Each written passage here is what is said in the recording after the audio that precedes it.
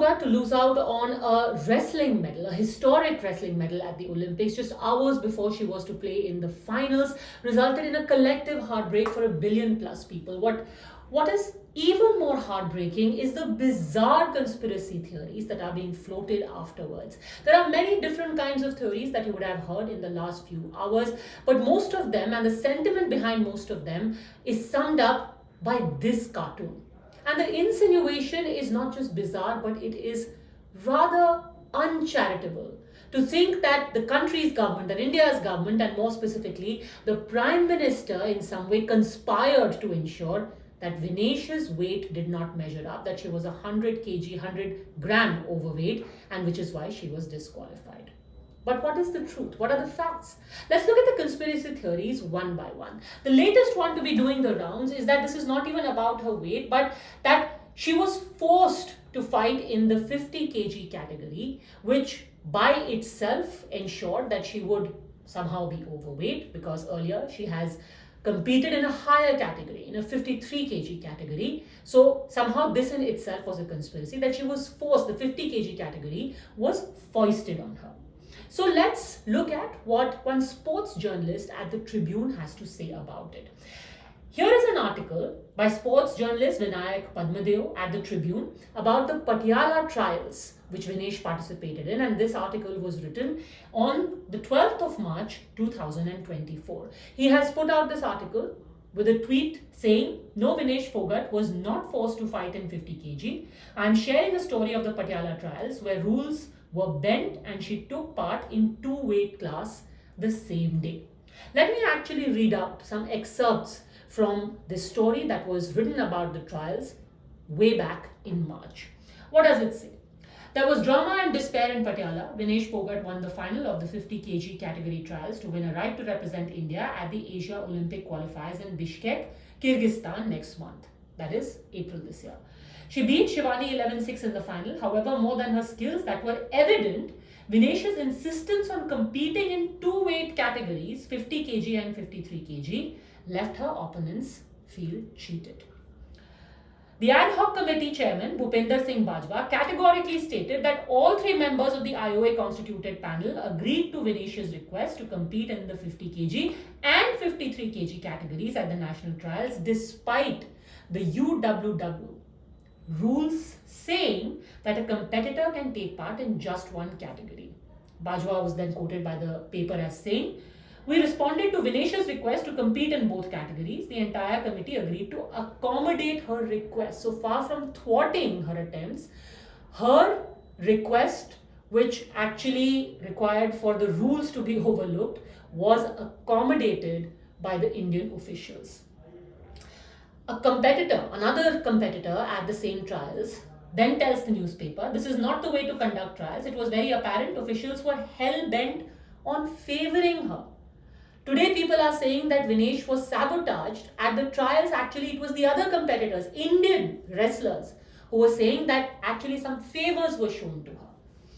"We gave our weights at 7 a.m. and we were made to wait as Vinesh wanted to fight in 2 categories," said a wrestler who competed in the 50 kg class.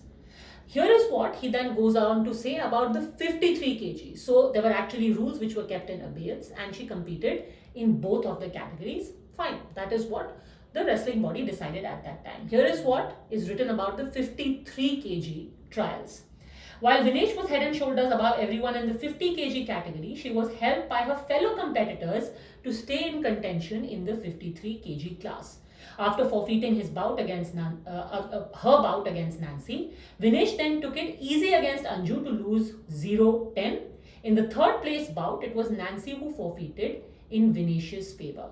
All this was done to ensure that she stays in contention for a future trial ahead of the Olympics, should the body hold a trial in the 53 kg weight class, says a coach on the condition of anonymity. Look, today this is not about whether, doing a post-mortem about whether there was favoritism shown, whether she should have been there in those categories, being competing in 50 kg at all. But what does this does show, a story that was done about the trials way back in March, is that far from trying to damage her prospects, far from trying to sabotage her in any way, at least the officials of the Indian Federation tried to facilitate her and accommodate her requests in every way possible. Now, let's talk about the second conspiracy theory. Why did the officials sit on their hands and not do anything to help Vinesh? If she was overweight, why did nobody do anything about it? Why were they dreaming? Well, you remember, for the first three bouts, which she played and won, which qualified her for the finals, she had come well within her weight category. If her weight had gone up, did everyone just leave her to her own devices? Well, let's see what actually happened. Now, far from it, when it was realized that her weight had gone up to 52.7 kgs, here is what was done overnight by her support staff. Let me read you an excerpt from the Indian Express. She didn't sleep the entire night and did everything in her capacity to meet the criteria, from jogging to skipping to cycling to sweating it out in a sauna. When everything else failed, even cutting her hair and trimming her singlet, she was prepared to lose blood to make the weight in the morning. Such was her junoon that when she could not burn any more calories, she and her husband Somveer considered drawing blood in the hope that it would help her rid a few extra grams. There was a point after she cut her hair and the singlet, they got syringes and decided to draw out some blood, thinking it would help in weight reduction. When Fogart reached the weigh-in hall early in the morning, she was 150 grams heavier. With additional last-minute workouts, she cut 50 grams more.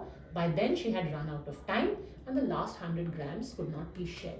So overnight, when she was cycling, when she was in the sauna, when she was sweating it out, running on the treadmill, cutting her hair, her entire support staff was around her. This same support staff, which by the way, has been at her side until the time that she qualified for the finals, was being credited with her success story. And those same people today are being asked, what were you doing? So much so that some people in their own wisdom are even questioning whether the same support staff was in some way instrumental in sabotaging her. There are many worthies who are saying, oh, did they deliberately give her food in order to make her weight balloon? Remember, she's a wrestler. She needs physical energy. In the course that she was fighting those three bouts, she was periodically given a little food, a little replenishment by way of water. To keep her energy going, she had to fight. And that is why her weight also went up. Listen to what her medical officer had to say about this. Post-participation weight at the end of the semi-finals in the evening was found to be 2.7 kilograms more than the allowed weight. And the team and the coach started off their usual process, which is of course limitation of water, no food, and you start off with the whole process of sweating it out. And typically, you require some amount of time for that, but unfortunately we didn't have too much time. We had just 12 hours. So the whole night, the entire team, went ahead with this whole process of trying to reduce her weight, putting her in a steam and sauna, making her exercise, and whatever was medically possible, we tried our best to try and get that weight down. And when she couldn't sweat anymore, we even had to, go to some drastic measures like cutting off her hair, and they wear a vest, so we shortened that vest, so even a few milligrams, if we can reduce, we tried. And despite all of this, at about 7:15 to 7:30 is the weigh-in, and we wanted to try the best, so we got her weight done right at the end at around 7:29. It was unfortunately 100 grams over 50 kilograms. If we maybe had a few hours more, we could have achieved that 100 grams, but we just didn't have that time. Now, the next conspiracy theory is that when the disqualification happened, India did absolutely nothing. What is being done by India? Why aren't they protesting? Every other country is protesting. The fact, though, is that on day one itself, it is the Prime Minister who intervened. He called up PT Usha. He told her that make every possible appeal. First, register a strong protest. against the disqualification and explore any other options that are available for Vinesh. The Wrestling Federation of India has filed an appeal with the global governing body, United World Wrestling, to reconsider its decision to disqualify Fogart. Vinesh herself also went and appealed against her disqualification, sought a joint silver. She went to the Court of Arbitration for Sports. So every possible avenue is being explored there as well. And by the way, Vinesh wasn't the only wrestler who was disqualified for being overweight. Other countries have had the same decision for some of their athletes as well. Most notable is the wrestler from Italy.